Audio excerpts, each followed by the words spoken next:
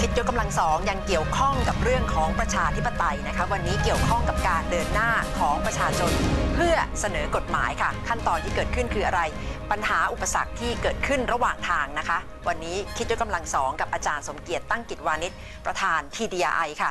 ในภาพรวมมีคนสนใจกันมากใช่ไหมคะเรื่องเข้าชื่อเสนอร่างกฎหมายนะคะใช่ครับเรื่องนี้เป็นเรื่องที่มีการตื่นตัวกันตั้งแต่มีรัฐธรรมนูญ 2540 ซึ่งเป็นฉบับแรกนะครับที่ให้ประชาชนสามารถเสนอกฎหมายด้วยตัวเองได้โดยไม่ต้องไปผ่านสสสวนะครับวันนี้เราก็จะเอางานวิจัยนะครับของคุณตะวันมานะกุลนะครับที่ทำให้กับ TDRI มาเล่าสู่กันฟังครับว่าชะตากรรมของการที่ประชาชนเข้าไปเกี่ยวข้องไปเสนอกฎหมายสุดท้ายแล้วได้เกิดผลอะไรกันบ้างนะครับ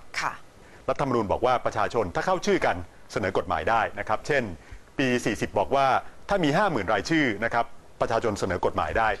ส่วนปี 2550 นะครับที่ใช้อยู่ปัจจุบันบอกว่าไม่ต้องถึง 50,000 ชื่อหรอกเอาแค่ 10,000 ชื่อก็พอจะเข้าชื่อเสนอกันโดยตรงไปยังรัฐสภาก็ได้หรือให้กกต.ช่วยรวบรวมรายชื่อเพื่อเสนอกฎหมายด้วยก็ได้นะครับและถ้า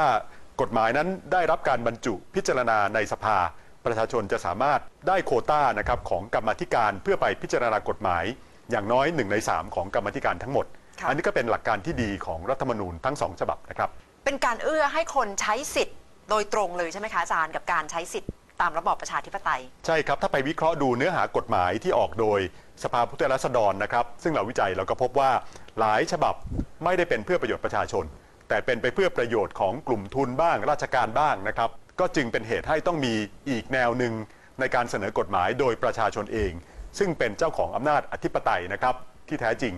และประชาชนเสนอกฎหมายไปก็จะมีหลายกลุ่มหลากหลายผลประโยชน์ก็เป็นผลประโยชน์ประชาชนในวงกว้างนะครับเป็นผลประโยชน์ที่จับต้องได้เป็นรูปธรรมจริงๆไม่เหมือนกับที่นักการเมืองชอบอ้างกันนะครับดูกันก่อนนะครับว่ามีกฎหมายที่ประชาชนช่วยกันเข้าชื่อเสนอกันนะครับตลอด15 ปีที่เราศึกษาอยู่คือตั้งแต่ปี 2540 นะครับถึงปี 2555 มี 37 ฉบับนะครับในจำนวนนี้นะครับผู้เสนอ 13 ฉบับนะครับเป็นหน่วยงานรัฐนะครับที่เกี่ยวข้องนะครับไม่ได้ใช้ช่องทางมาเสนอผ่านรัฐบาลแต่เสนอโดยตรงเหมือนกับเป็นประชาชนแล้วก็มีประชาชนมีชุมชนนะครับกระทั่งกลุ่มแรงงานเข้ามาร่วมกันเสนอกฎหมายด้วยเราก็จะเห็นร่างกฎหมายเกี่ยวข้องกับสิทธิประชาชนมากหน่อย9 ฉบับนะครับสิทธิชุมชนอย่างเช่นป่าชุมชนนะครับ5 ฉบับนะครับกฎหมายสวัสดิการแรงงาน2 ฉบับนะครับแล้วก็มีด้านอื่นๆอีกจำนวนหนึ่งสรุปแล้วก็เป็นกฎหมายที่ปกติถ้าเป็นสภาโดยนักการเมืองเขาจะไม่ค่อยเสนอกฎหมายแบบนี้ต้องให้เป็นประชาชนเสนอกันเองจึงจะได้กฎหมายหน้าตาแบบนี้ครับเป็นเรื่องที่เกี่ยวข้องกับวิถีชีวิตเกี่ยวข้องกับความเป็นอยู่ของกลุ่มที่เสนอโดยตรงเลยใช่ไหมคะครับก็จะเป็นกฎหมายที่มีเนื้อหาค่อนข้างก้าวหน้านะครับเป็นเนื้อหาให้สิทธิกับประชาชนนะครับเช่นนะครับกฎหมายป่าชุมชนซึ่งบอกไว้ว่าป่านั้นไม่ได้เป็นของรัฐอย่างเดียวนะครับไม่ได้เป็นของเอกชนอย่างเดียวแต่ชุมชนร่วมกันบริหารจัดการป่าได้นะครับกฎหมายแรงงานซึ่งให้สวัสดิการแรงงานนะครับกฎหมายที่เกี่ยวข้องกับการเข้าชื่อเสนอกฎหมายก็คือเรื่องที่เราพูดกันนี่แหละครับว่าทำยังไงให้กระบวนการเสนอกฎหมายโดยประชาชนทำได้ง่ายขึ้นแล้วก็มีกฎหมายจำนวนหนึ่งนะครับซึ่งอาจจะเป็นผลประโยชน์ของคนกลุ่มไม่ค่อยใหญ่เท่าไหร่เช่นกฎหมายไปเพิ่มเงินเดือนครูนะครับซึ่งกลุ่มครูเสนอกันที่สำคัญก็คือแม้ว่าประชาชนเสนอกฎหมายไปอาจจะไม่ได้ไปผ่านกระบวนการทั้งหมดแต่พอรัฐบาลเห็นประชาชนเสนอกฎหมายรัฐบาลก็มักจะเข็นเอากฎหมายที่มีเนื้อหาคล้ายๆกันเข้าไปประกบด้วยซึ่งทำให้กฎหมายที่ประชาชนอยากได้ไปสู่จุดหมายได้เร็วขึ้นนะครับอย่างเช่นกฎหมายหลักประกันสุขภาพแห่งชาตินะครับก็เป็นตัวอย่างกรณีนี้ครับเหมือนไปกระตุ้นรัฐบาลทางอ้อมด้วยหรือเปล่าคะใช่ครับเขาก็เห็นว่าประชาชน 50,000 คนอยากได้รัฐบาลก็อยากได้เสียงใช่ไหมครับก็จึงเสนอกฎหมายมาประกบด้วยครับแต่ว่าชะตากรรมนะครับของกฎหมายที่ประชาชนเสนอนั้นไม่ได้ดูสดสวยเหมือนกับเจตนารมณ์ของรัฐธรรมนูญเลยครับจาก 37 ฉบับนะครับผ่านไปตามทางเกิดอะไรขึ้นครับเป็นกฎหมายที่ไม่สามารถร่ารายชื่อได้ครบนะครับหรือนายกไม่รับรองถึง17 ฉบับนะครับเพราะว่าตอนแรกอาจจะร่ารายชื่อได้ครบแต่ว่ารายชื่อบางอันก็บอกว่าตรวจแล้วไม่ผ่านไม่เคยไปใช้สิทธิ์เลือกตั้งบ้างสะกดผิดบ้างต่างๆนะครับก็ตกไปขั้นแรกนี่นายกต้องรับรองก่อนเลยเหรอคะถ้าเป็นกฎหมายเกี่ยวกับการเงินนะครับใช้เงินใช้ทองนายกก็ต้องรับรองด้วยนะครับหรือไปถึงสภาแล้วสภาบอกว่าไม่รับหลักการนะครับไม่เอาด้วยกับกฎหมายแบบนี้หรือไปถึงขั้นวุฒิสภาไม่เอาก็มี1 ฉบับนะครับและที่ไปค้างอยู่ในกระบวนการรอเข้าคิวรอนะครับก็มี11 ฉบับเข้าไม่น้อยเลยแล้วถ้าเกิดยุบสภาไปอย่างที่เกิดขึ้นอย่างปัจจุบันนี้นะครับกองนี้นะครับก็อาจจะตกกลับมากองนี้กลายเป็น กฎหมายที่จะตกไปเพราะว่าสภาหมดอายุไป